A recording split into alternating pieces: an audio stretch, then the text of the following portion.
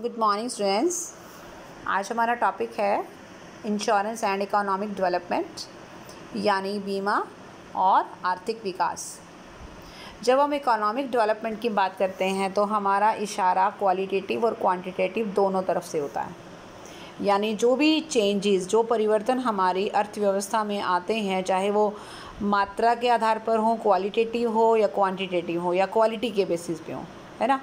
अब क्वालिटी का मतलब यहाँ पर लोगों की एजुकेशन से है, हेल्थ केयर फैसिलिटी से है, ओल्ड एज फैसिलिटीज़ से है, हेल्थ इश्यूज़ हो सकते हैं। तो ये एक क्वालिटी की हम बात करेंगे या स्टैंडर्ड ऑफ लिविंग की हम बात करें। और अगर हम क्वांटिटी की बात करें तो हम देख सकते हैं पर कैपिटा इनकम है या नेशनल इनकम है या प्रोडक्शन है, कंजम्पशन का लेवल है। तो इकोनॉमिक डेवलपमेंट हम एक ओवरऑल पिक्चर पर जाएंगे। अब इंश्योरेंस का क्या रोल है इकोनॉमिक डेवलपमेंट में, हमने आज वो डिस्कस करना है। देखो, स्टार्टिंग में जब भी कोई चीज़ नई आती है तो बहुत ज़्यादा उसके बारे में लोगों को नहीं पता होता, हम जब तक हम उसके ऊपर रिसर्च नहीं करते।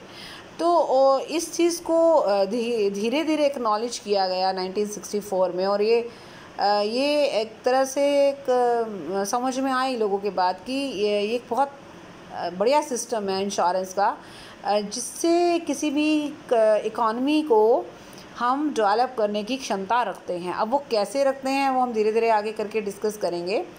इकोनॉमिक जो ग्रोथ है हमारी, स्पेशली अगर मैं डेवलपिंग कंट्रीज़ की बात करूं, जैसे विकासशील जो देश हैं, फॉर एग्जांपल इंडिया है, तो इंडिया जैसे कंट्रीज़ में अगर हम इकोनॉमिक ग्रोथ की बात करते हैं तो इंश्योरेंस सेक्टर अपने आप में बहुत बड़ा रोल प्ले करता है। और कैसे करता है वो हम एक एक करके यहाँ पर डिस्कस करेंगे। First of all, it improves financial soundness of firms. अब यहाँ फर्म की मतलब बिजनेस से है, फर्म का मतलब जो भी काम करते हैं लोग, बिजनेसमैन हैं, एंटरप्रेन्योर्स हैं, कंपनीज़ हैं, बड़े बड़े कॉरपोरेट्स हैं, बिग हाउसेस हैं। तो डेफिनेटली किसी भी बिज़नेस को चलाने के लिए हमें बहुत सारे फंड्स की ज़रूरत होती है। हमें इमरजेंसी के लिए, हमें कंटिजेंसी लायबिलिटीज़ को पे करने के लिए भी फंड्स की ज़रूरत होती है। तो एक आपकी जो लिक्विडिटी मेंटेन रहेगी, या आपका जो मान लीजिए कभी कोई सडन कुछ ऐसी हार्डशिप आपको फेस करनी पड़ती है, अचानक कोई ऐसी लायबिलिटीज़ क्रिएट हो जाती हैं, तो you will have to face this hardship with the help of your financial soundness. और आपका जो आपका अरेंजमेंट्स होंगे जो आपने एडवांस में कर रखे हैं, उसके बेसिस पे ये बात क्लियर हो सकती है कि यस, हाँ, हमने कुछ इस तरीके की स्कीम्स जो हैं अडॉप्ट कर रखी हैं। तो अगर किसी भी बिज़नेस की हम बात करें तो लोग इंश्योरेंस करवाते हैं तो उसके पीछे दो मकसद हैं। या तो वो सेफ्टी का है, रिस्क से अपने आप को बचाने का है, और या फिर इन्वेस्टमेंट का है। और कई जगह पर तो ये काम दोनों, ये इंश्योरेंस जो है वो दोनों पर्पस सॉल्व करता है। अगर मैं लाइफ इंश्योरेंस की बात करूँ तो यहाँ आपका एक तरीके से फाइनेंशियल इंडिपेंडेंस भी है, प्लस में इन्वेस्टमेंट भी है ना।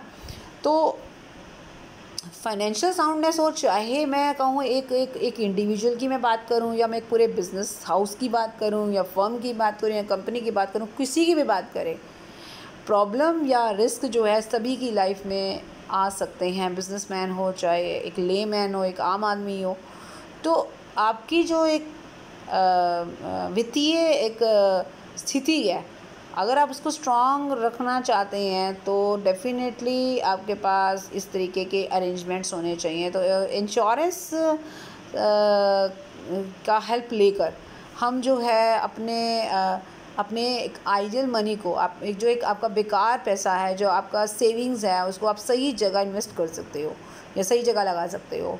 Fosters entrepreneurship and encourage investment. Definitely लोगों की छोटी छोटी सेविंग्स को इंश्योरेंस कंपनी बाहर निकालती है, और बड़े बिग हाउसेस को, बिग हाउसेस हैं, चाहे वो बिजनेसमैन है, चाहे वो एक इंडिविजुअल बिजनेसमैन है, या कॉरपोरेट सेक्टर में अगर मैं बात करूं, या इवन गवर्नमेंट सेक्टर की मैं बात करूं, अगर गवर्नमेंट को पैसा चाहिए तो वो भी बैंक से उधार ले सकते हैं। तो इंश्योरेंस कंपनी भी फाइनेंशियल इंस्टीट्यूशन का काम करती है। ऐसी नहीं है कि वो सिर्फ इंश्योरेंस करती है, इंश्योरेंस के अलावा भी बहुत सारी सेवाएँ दे रही है।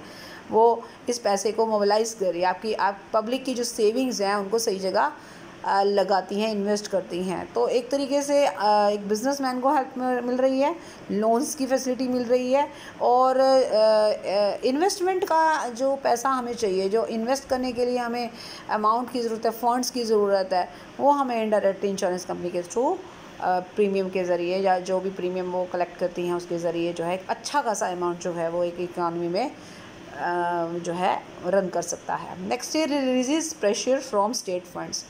अब क्या है कि देखो, जितने भी एडवांस कंट्रीज़ हैं, अमेरिका है या जो जिसे हम डेवलप्ड कंट्रीज़ कहते हैं, वहाँ पर ये सिस्टम आप देखोगे कि जो गवर्नमेंट है वो हर सिटीज़न का, बहुत सारे कंट्रीज़ ऐसे हैं जो अपने सभी सिटीज़न्स को health care facilities free of cost provide करते हैं, उन पर अच्छा खासा अमाउंट खर्च करते हैं, उनसे सोशल सिक्योरिटी प्रोवाइड करते हैं, ओल्ड एज पेंशन्स हैं। पेंशन तो अपने कंट्री में भी आपको मिल जाएंगे, ऐसा नहीं है, पर हमारे कंट्री के से मच बेटर फैसिलिटीज़ आपको एडवांस कंट्रीज़ में देखने को मिलेंगी। वो उनके सिटीजन्स के लिए सोशल बेनिफिट्स जो उनको मिलते हैं। अब डेवलपिंग कंट्रीज़ में इतना पैसा नहीं होता है, सरकार इस तरीक़ा से इतना फंड्स अरेंज नहीं कर पाती है ना, तो इसके लिए सरकार इस तरीके की स्कीम्स लाती है कि जिसके ज़रिए आप अपना अरेंजमेंट एक तरीके से खुद ही कर सकते हो। मान लीजिए एक NPS है, नेशनल पेंशन स्कीम है, जो कि 2004 में इंट्रोड्यूस की गई थी। अब इसमें क्या है, बहुत सारे लोगों की जैसे जॉब्स ही नहीं है तो पेंशन भी नहीं है, और बहुत सारे लोगों की जॉब्स हैं लेकिन पेंशन फिर भी नहीं है। तो डिपेंड करता है कि आप किस तरीके की नौकरी में हैं और आप कितने साल से उस जॉब में है, और आपकी रिटायरमेंट के बाद पेंशन होगी या नहीं होगी, राइट। अब मान लीजिए आप एक ऐसी नौकरी में हैं जिसमें पेंशन नहीं है, तो आप आफ्टर रिटायरमेंट कैसे मैनेज करोगे, आप कैसे अपना घर चलाओगे, आप कैसे अपने खर्चे पूरे करोगे। तो और सरकार से आपको कुछ नहीं इस तरीके से मिलने वाला। तो यहाँ पर NPS जैसी कुछ स्कीम्स हैं जिसमें आम आदमी जो जॉब नहीं भी कर रहा है वो भी पैसा लगा सकता है, इन्वेस्ट कर सकता है, और इंश्योरेंस कंपनीज़ के ज़रिए आप जो है बहुत सारी स्कीम्स सरकार चलवाती है, प्रोविज़न्स हैं जिसके ज़रिए आपको टैक्स बेनिफिट सरकार देती है, ताकि आप थोड़ा सेविंग्स पर ज़्यादा फोकस करो और उसको कहीं ना कहीं सही जगह पर लगाओ, इंश्योरेंस कंपनी में पैसा लगाओ या इंश्योरेंस करवाएं। स्पेशली लगाने का मतलब यहाँ पर इंश्योरेंस करवाने से है, राइट। तो इस तरीके की अवेयरनेस, इस तरीके के प्रोविज़न्स, इस तरीके की पॉलिसीज़ लाकर सरकार जो सरकार नहीं कर पाती है because of lack of funds की कमी की वजह से, तो उसका जो अरेंजमेंट है वो किसी इस तरीके की जो स्कीम्स लाकर कर दिया जाता है। तो एक ये भी तो बात है ना कि ये भी तो एक इकोनॉमिक ग्रोथ का रीज़न बन सकता है। कोई बात नहीं, अगर स्टेट फंड्स प्रोवाइड नहीं कर रहा है, नो डाउट आपको खुद कुछ इस तरीके की स्कीम्स में पार्टिसिपेट करना चाहिए, जिसकी वजह से आपका फ्यूचर भी सेफ़ हो जाए और साथ साथ आपके पैसे को जो है सही जगह पे एक प्लेटफॉर्म मिल जाएगा इन्वेस्ट होने के लिए। Financial intermediation and mobilisation of saving, ये बात तो पहले भी आ चुकी है कि जो इंश्योरेंस कंपनी है वो दो लोगों के बीच में मीडिएटर का काम करती है। यानी आपसे पैसा लिया प्रीमियम के तौर पर, आपका इंश्योरेंस हो गया तो आपको मिल गई सेफ्टी, आपका पैसा उनके पास गया प्रीमियम का, और उस प्रीमियम आप एक अकेले आदमी नहीं ना, बहुत सारे लोग हैं, लाखों करोड़ों लोग जुड़े हुए हैं इंश्योरेंस कंपनीज़ के साथ। तो वो इतना पैसा जो उनके पास इकट्ठा होता है, उस पैसे को वो जगह जगह लोन्स के तौर पे प्रोवाइड करती हैं, बैंक्स को में जमा कराती हैं और बहुत सारे सिक्योरिटीज़ में लगाती हैं, शेयर्स डिवेंचर्स में लगाती हैं, लोन्स देती हैं। तो हमारी सेविंग्स को सही जगह पर इन्वेस्ट करने का काम करती है कौन? Insurance company. हमने तो दिया इंश्योरेंस कंपनी को पैसा, हमें कोई लेना देना नहीं है, हमारी लाइफ सेव है, हमारी प्रॉपर्टी ओके है ना, हमें कोई टेंशन नहीं है, लेकिन उस पैसे को वो आगे कहीं ना कहीं ज़रूरत के हिसाब से लगाएंगी और उसे रिटर्न भी आएगा, और रिटर्न आएगा तो बहुत सारे लोगों को रोज़गार भी मिल रहा है, इसमें इन्वेस्ट भी हो रहा है। तो इकोनॉमिक ग्रोथ के लिए और क्या चाहिए आपको? यही कुछ चाहिए। Promotion of sensible risk management. अब सेंसिबल रिस्क मैनेजमेंट किसको बोलते हैं कि आप अपना एक सिस्टम है। अब लाइफ इंश्योरेंस पॉलिसी की मैं बात करूँ तो बहुत तरीके की इंश्योरेंस पॉलिसी हैं, इसमें हम एक और वीडियो में डिस्कस करेंगे कि कितने तरह की लाइफ इंश्योरेंस पॉलिसी है। अब आप अपनी चॉइस के हिसाब से एंडोमेंट पॉलिसी है, टर्म पॉलिसी है, एजुकेशन पॉलिसी है, राइट। तो बहुत सारी तरह टाइप की पॉलिसीज़ हैं। आप अपनी चॉइस, आप अपनी पॉकेट या अपनी अफोर्डेबिलिटी और अपनी रिक्वायरमेंट के हिसाब से कोई भी पॉलिसी ले सकते हो।